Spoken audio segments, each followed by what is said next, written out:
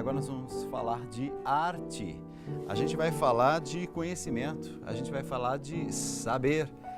Nada mais, nada menos que o dono da Casa do Saber. Ele é sócio fundador do dono e dono da Casa do Saber, Pierre Morrot. Pierre, fiquei tão feliz quando eu estava entrevistando, foi o Polito, e de repente você mandou um e-mail, e eu falei, nossa, mas será que é Pierre Morrot da Casa do Saber? E aí Polito disse, e é mesmo. Seja muito bem-vindo, muito boa noite. Cid, muito obrigado pelo convite. Acho que as suas noites têm sido muito divertidas, porque pelo pouco tempo que eu fiquei aqui hoje, eu vi que uma conversa gostosa, flui. Parabéns a você. E acho que o telespectador está dando a oportunidade de ter um programa muito interessante. A gente quer contar para você o que significa Casa do Saber. A gente preparou uma matéria para explicar rapidinho o que significa. Vamos lá. Mais do que uma escola, um centro de debates e difusão do conhecimento. Essa é a proposta deste espaço através de palestras, cursos livres e oficinas, mas com foco especial. Temas ligados às humanidades de maneira geral. Que temas são esses? São temas ligados à filosofia, ao pensamento, à história, às artes. O conteúdo é passado de uma maneira acessível para um público heterogêneo. Os encontros misturam leigos e estudiosos no assunto. Nós fazemos esses encontros justamente para conseguir transmitir àqueles que não sabem o melhor da cultura, do patrimônio cultural acumulado pela humanidade ao longo desses milênios. Os ambientes são bem diferentes de uma sala de aula tradicional, cheio de cores e com o aconchego de uma casa.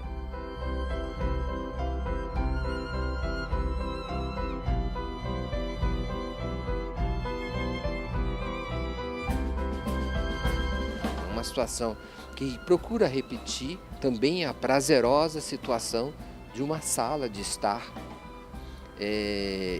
informal.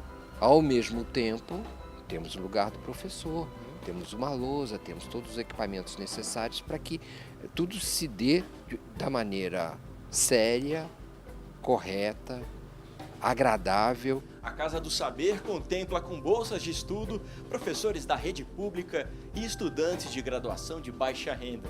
As bolsas dão direito a um curso por semestre e podem ser renovadas se houver frequência mínima de 75% do total das aulas ministradas. Mais de 15 mil alunos passaram pela instituição cultural privada ao longo de 10 anos de existência. Os cursos variam de 4 a 18 encontros, isso nas mais diferentes áreas. A relação completa dos cursos pode ser conferida no site. Todo o resto é transitório, menos o saber.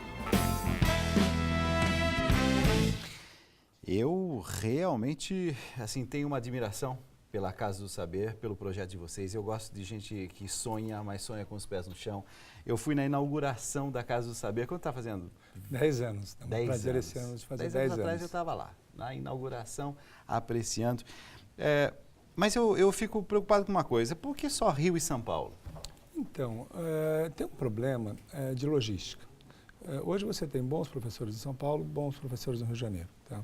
Então, quando você vai organizar um curso, por exemplo, em São Paulo, se você convida um professor, nosso modelo de estudo é com poucos alunos, a sala, como os telespectadores puderam olhar, é mais intimista. Se você for agregar o custo de transporte para uma pessoa vir de uma outra cidade, e estadia, tudo isso custa caro. Então, se você traz professores, e São Paulo tem excelentes cabeças, Rio de Janeiro tem excelentes cabeças. Então, você quando faz curso em São Paulo e Rio de Janeiro, você muitas vezes tem, seja em São Paulo a USP, seja no Rio de Janeiro a Federal, várias outras faculdades, vários outros centros. Né? Temos que lembrar que o Rio de Janeiro foi capital, tem excelentes professores lá, tem um equipamento urbano excelente, de altíssima qualidade, a mesma coisa em São Paulo.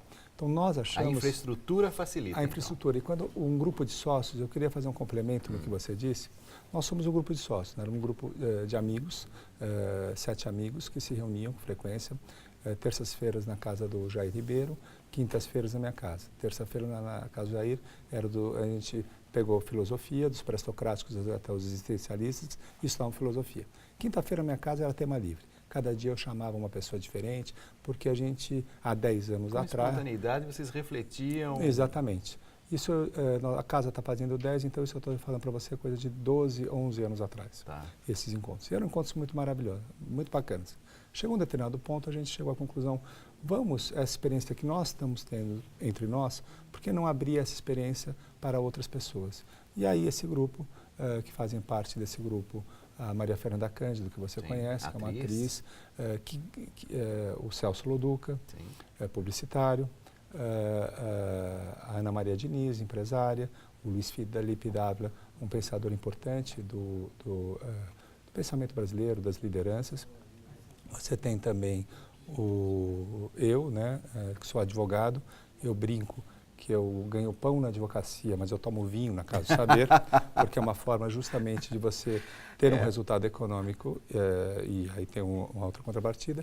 E o Gabriel Chalita, que você conhece muito bem. Muito bem. Então, muito a bem. ideia qual foi? E aí convidamos o Mário Vitor para ser nosso diretor-geral, uma escolha acertadíssima. Mário Vitor já tinha uma experiência muito grande na Folha de São Paulo com relação a ser diretor do Rio de Janeiro, ter sido o segundo ombudsman na Folha. Então, você viu que delícia de homem que é esse Mário Vitor. Você vê um homem, é um intelectual, mas um intelectual generoso. Uma pessoa que inspira. Isso Aí tem eu que acho ter que é um papel muito idealismo importante. também, Tem né? que ter idealismo. Quando vocês pensaram, por exemplo, na sala, né, eu vi ali as cadeiras, o conforto, o jeito de ser, a espontaneidade.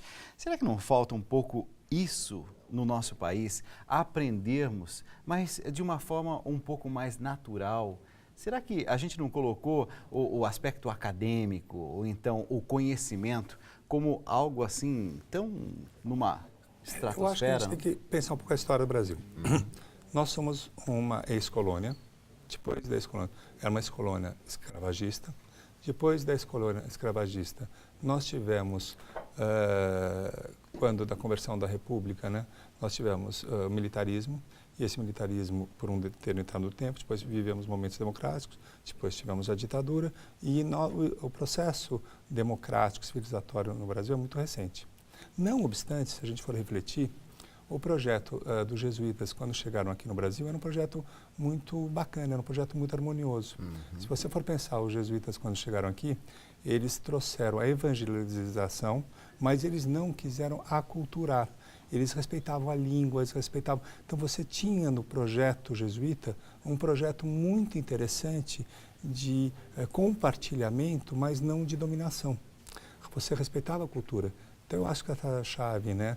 Como você sabe que eu gosto do Bauman, eu sei que você também acha o Bauman interessante, né? Esse projeto de jardineiro e não de caçador é um projeto interessante. Quando nós concebemos a Casa do Saber, um dos princípios é que não tivesse mesa.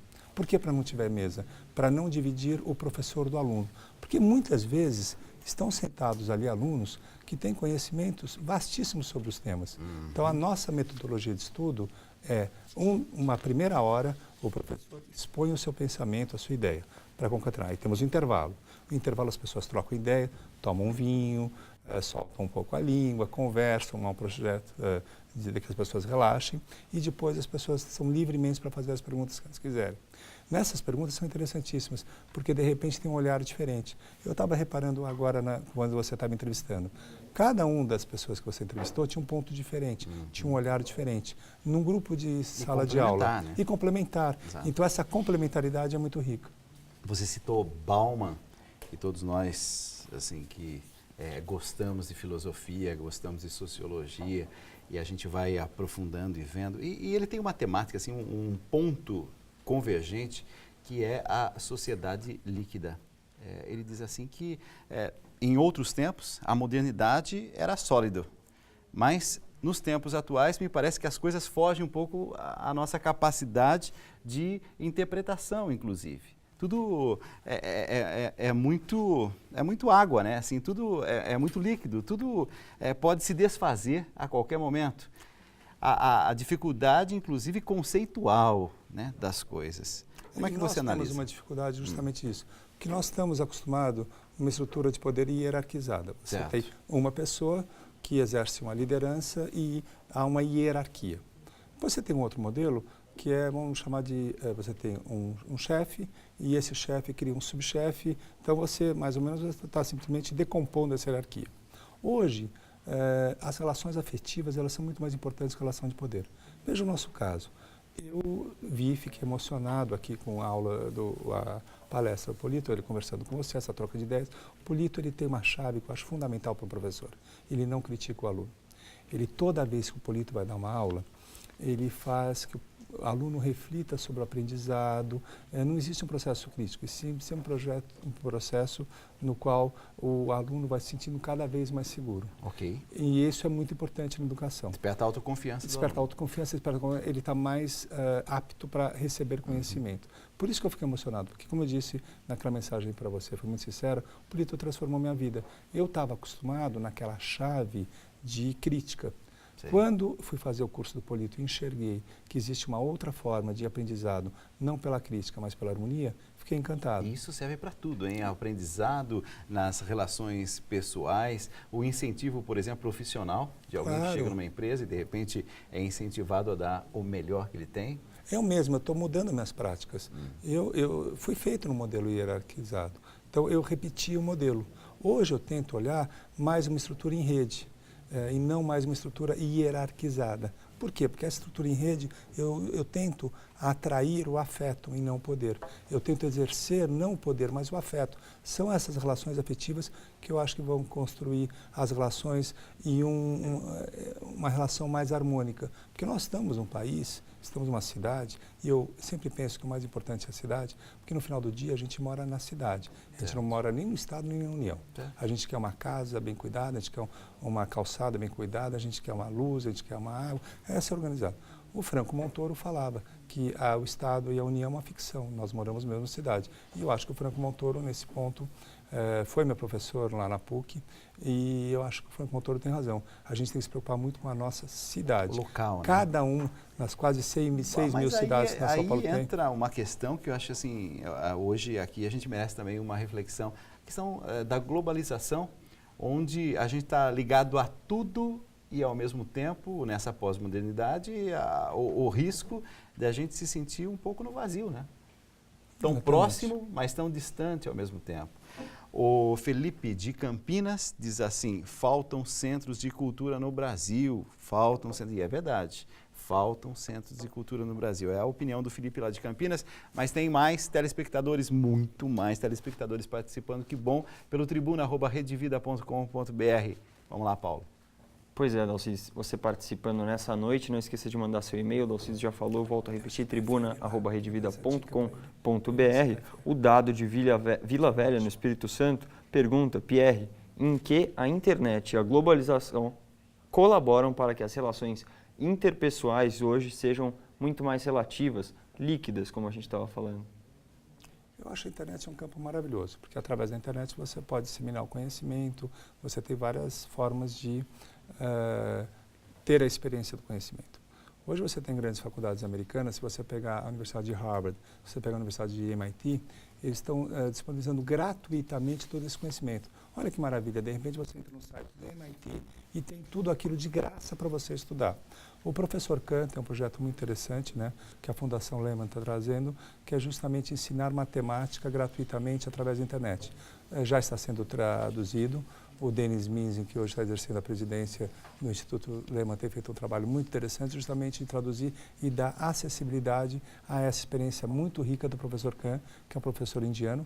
Foi professor dos filhos do Bill Gates, e teve uma experiência muito bacana. Então a Fundação Bill e Melinda Gates, eles apoiaram esse projeto, e hoje aqui no Brasil a Fundação Lehman, do empresário Jorge Paulo Lehman, que é um empresário de grande sucesso no Brasil, mas tem esse papel de devolver para a sociedade tudo aquilo que ele conseguiu através do seu esforço e das equipes.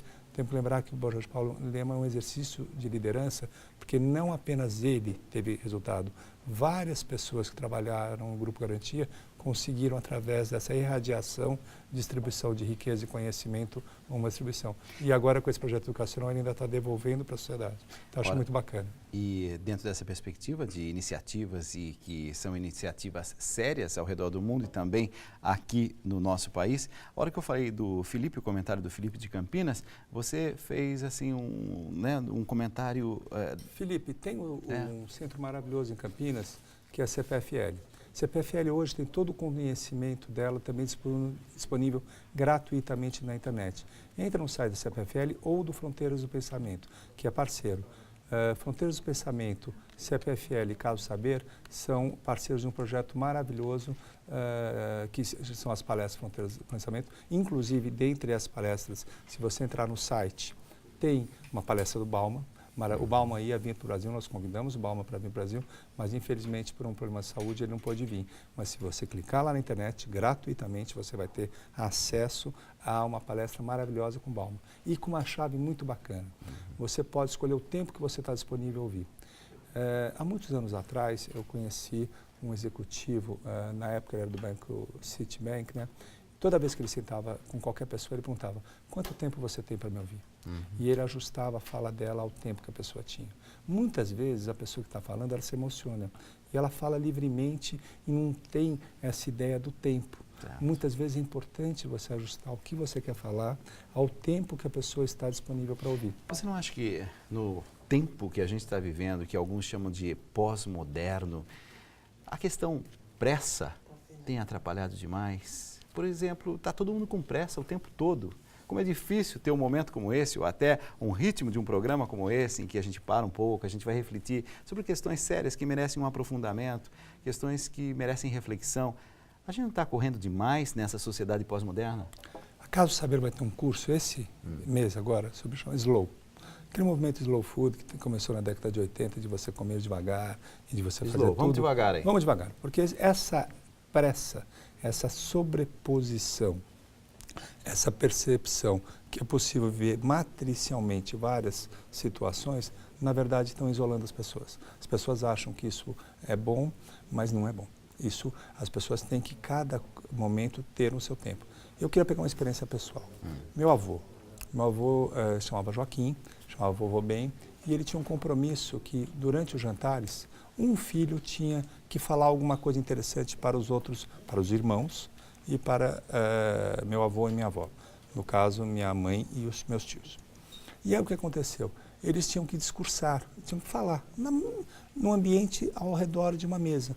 Tem coisa mais antiga do que conversar ao redor de uma mesa?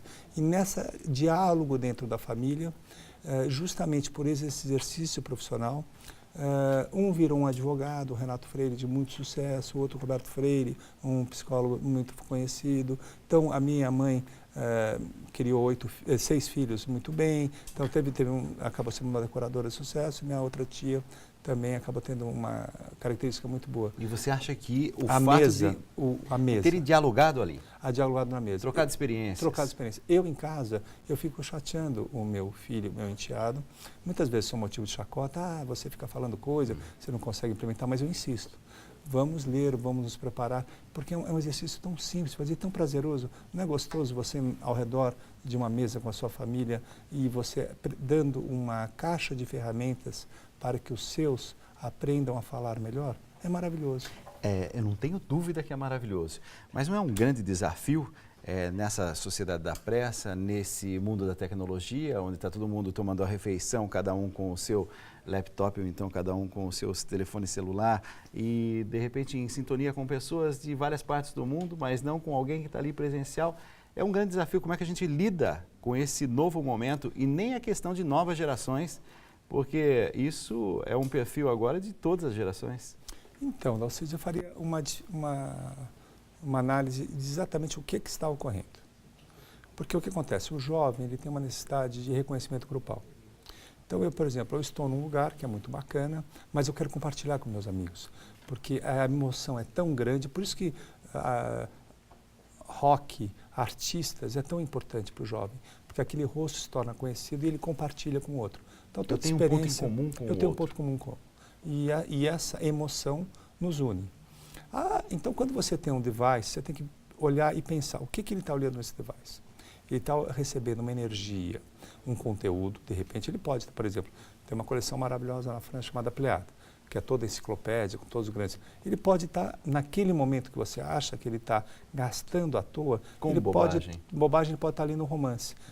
O jovem surpreende a gente. De vez em quando você acha que ele está jogando esse tempo fora, e efetivamente ele está, de repente, ou de repente ele está captando uma energia positiva que o alegra, ele pode estar se alegrando.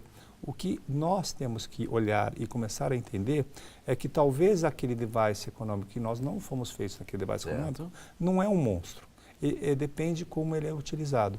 Pode ser utilizado favoravelmente ou negativamente. Então, nós pré-julgarmos isso, de vez em quando a gente faz julgamentos errados. Eu, muitas vezes, julguei errado meu filho e meu enteado. Então, eu estou Já parando de começou julgar. em casa o processo de, preciso refletir. Preciso refletir, preciso olhar. Olha, que conversa boa, Pierre. Eu que agradeço Está a sendo bom oportunidade. demais. E pena que já estamos indo agora para a última parte do nosso encontro. Mas nessa noite o convidado Pierre Morrot, ele que é sócio fundador da Casa do Saber. A gente vai fazer um rápido intervalo, a gente já volta já com mais conversa, diálogo, filosofia, aprofundamento. Essa é a missão do Tribuna Independente, uma missão inteligente na sua noite, uma opção inteligente na sua noite. Esse é o nosso desejo. Voltamos já.